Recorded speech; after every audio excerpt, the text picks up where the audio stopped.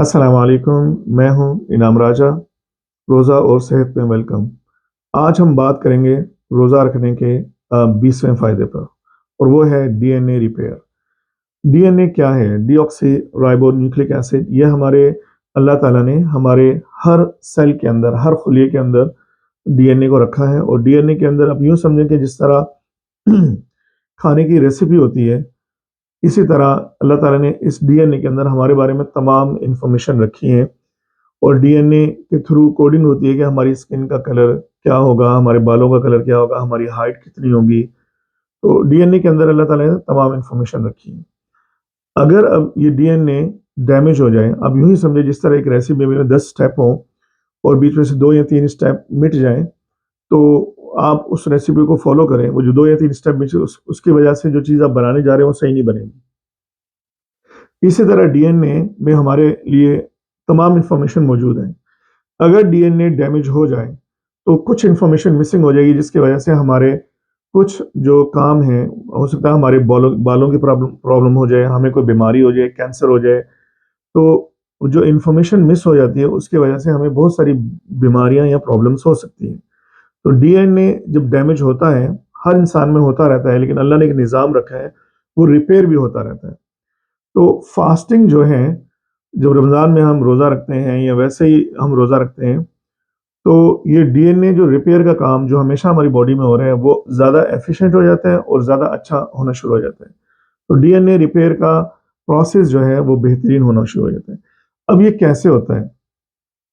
इसके बहुत सारे जो है वो प्रोसीजर्स हैं। एक तो हम पिछली किस्तों में भी बात करते रहे, ऑटोफेजी के ज़रिए। ऑटोफेजी वो अमल है जब हम रोज़ा रखते हैं तो 12-13 घंटे के बाद जिस्म जो है वो अपने ही खुलियों के अंदर जो है वो गैर ज़रूरी मादे जो हैं उनकी सफाई शुरू कर देता है। और अगर कोई फालतू या वेस्ट प्रोटीन है या वेस्ट मटेरियल है, टॉक्सिन्स हैं, केमिकल्स हैं, तो ऑटोफेजी के थ्रू वो चीज़ें खाई जाती हैं, न्यूट्रलाइज़ हो जाती हैं। तो जब जो है डीएनए का डैमेज पार्ट जो होता है, तो इस प्रोसेस में ऑटोफेजी पिक कर लेता है कि डैमेज पार्ट है, तो वो उस पार्ट को जो है वो जो रिमूव कर देता है और फिर नया पार्ट खुद ब खुद आ जाता है। तो अल्लाह ताला ने ऐसा प्रोसेस रखे हैं कि जब आप डैमेज चीज़ों को रिमूव करते हैं बॉडी में से, तो वो रिप्लेस हो जाती है फिर नई चीज़ों से। तो जब डैमेज डीएनए जो है रिमूव हो जाता है, तो वो दोबारा नया बन जाता है। और ये काम होता है ऑटोफेजी के ज़रिए। इसके अलावा ऑटोफेजी जो है वो हमारे जिस्म की सफाई करती है। अंदर से बहुत सारे ऐसे जहरीले मादों को जब निकालती है, तो तमाम ही प्रोसेसेस जो हैं वो अच्छे हो जाते हैं। और इसी तरह जो डीएनए रिपेयर का काम हो रहा है हमारी बॉडी में, वो वैसे ही फास्टर हो जाता है।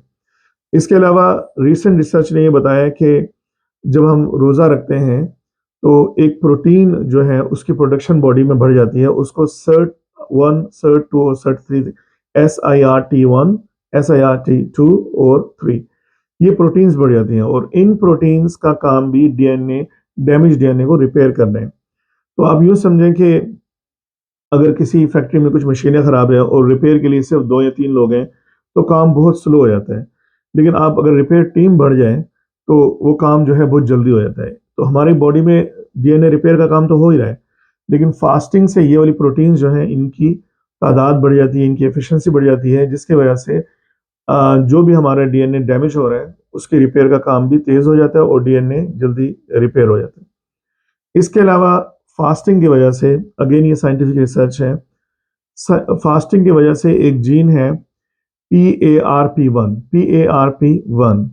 ये जीन एक्टिवेट हो जाता है। हमारे जिस्म में बहुत सारे ऐसे जीन्स हैं जो इनएक्टिव हैं, वो एक्टिवेट हो सकते हैं, या जो एक्टिवेटेड हैं वो इनएक्टिव हो सकते हैं। डिपेंड करता है कि आपका एनवायरनमेंट क्या है, क्या खा रहे हैं, कैसे सोच रहे हैं। तो हमारे बहुत सारे genes turn off and turn on हो सकते हैं। तो जब हम रोज़ा रखते हैं तो PRAP1 ये एक जीन है, ये एक्टिवेट हो जाते हैं। ये पहले मुमकिन है कि वो इनएक्टिव स्टेट में हो, लेकिन रोज़े की वजह से ये एक्टिवेट हो जाते हैं।